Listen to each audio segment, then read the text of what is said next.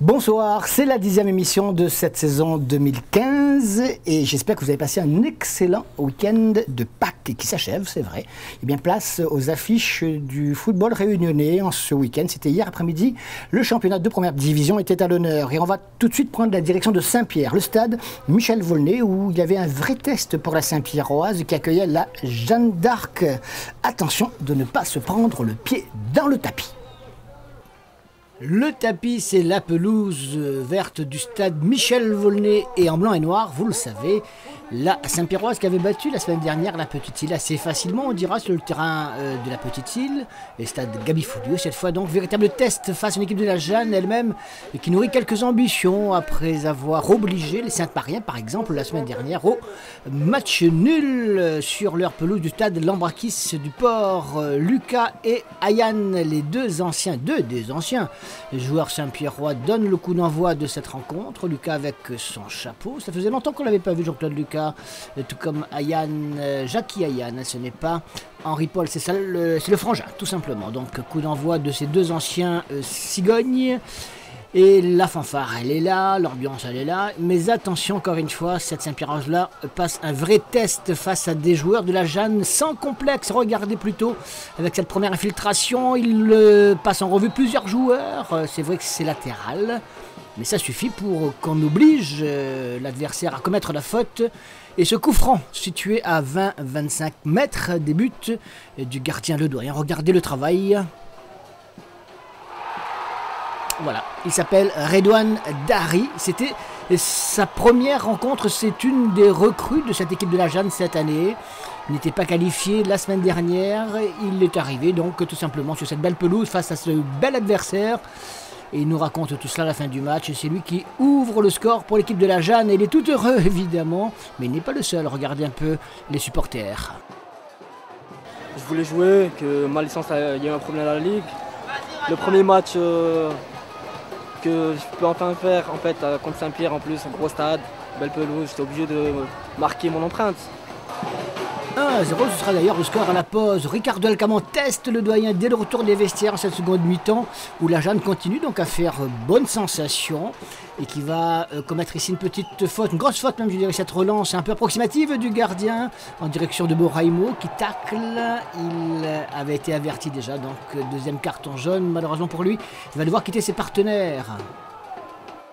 J'ai fait une passe assez appuyée et je le surprends et il est obligé d'essayer de se rattraper. Et on finit le match à 10, tant mieux. Tant mieux, on arrive à prendre 4 points à Saint-Pierre, un prétendant au titre. Il faudra récupérer et la semaine prochaine attaquer à domicile contre l'USB. Okay. Vous l'avez compris, Boraimo expulsé, on est obligé de remanier tout cela avec l'entrée avec son numéro 12, Drula, Ludovic Drula, ex-Saint-Pierrois, qui va devoir donc aider ses partenaires à consolider tout le système plutôt défensif à ce moment-là.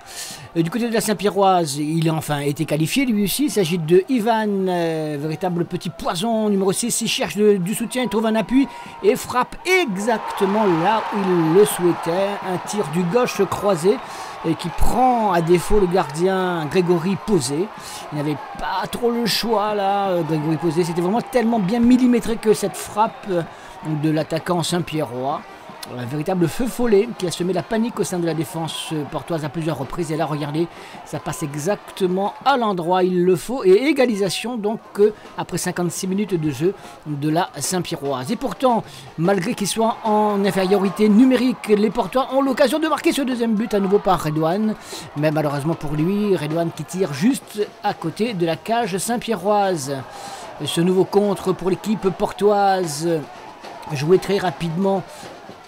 On cherche la bonne solution, on va revenir peut-être à l'intérieur, oui à l'intérieur pour cette faute à nouveau, pas d'arrêt d'ailleurs, hein. Enfin voilà, faute toujours est-il que ça donne un super coup franc pour qui? Daniel Mendy qui n'était pas préposé par le coach cette saison à tirer tout ce genre de coups francs, il nous le confiera tout à l'heure, en tout cas il était sur le banc de touche. Et ça porte bonheur à Daniel Mendy qui est, allez, je sais pas, d'une louche, d'une lucarne, d'une frappe enveloppée comme vous voulez. Il laisse pantois le gardien à Saint-Pierrois. Ça fait donc 2 buts à 1. La Jeanne d'Arc reprend les choses en main. On écoute le coach portois.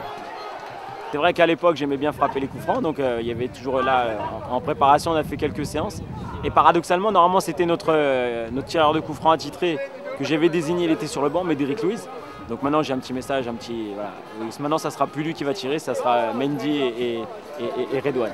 Non, après, pour autre la plaisanterie, non, on a fait voilà, un gros match de solidarité.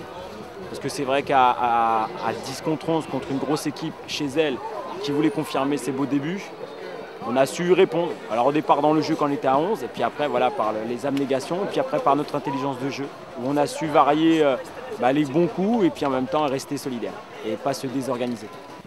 La Saint-Pierroise aura 2 occasions de revenir au score. Cette passe d'Adrien Bord et son numéro 8 sur la tête de Mamie Gervais, mais à bout portant.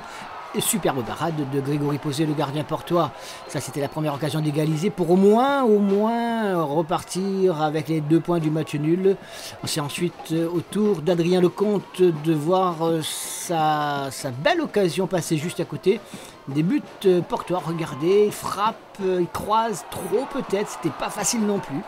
2-1, la Jeanne d'Arc fait sensation et gagne à Saint-Pierre chez l'un de prétendants. On se pose plein de questions. Dur à 10 quand même. Oui, difficile parce que voilà, la chaleur, 10 ça veut dire 2 fois plus d'efforts. Donc voilà, on a montré que la prépa qu'on a pu fournir avec notre préparateur physique a payé. Comme on dit, on met de l'essence et là aujourd'hui, voilà, on a montré qu'on n'était pas en réserve. Donc on a bien su gérer même à 10 tout le match. Donc c'est bon.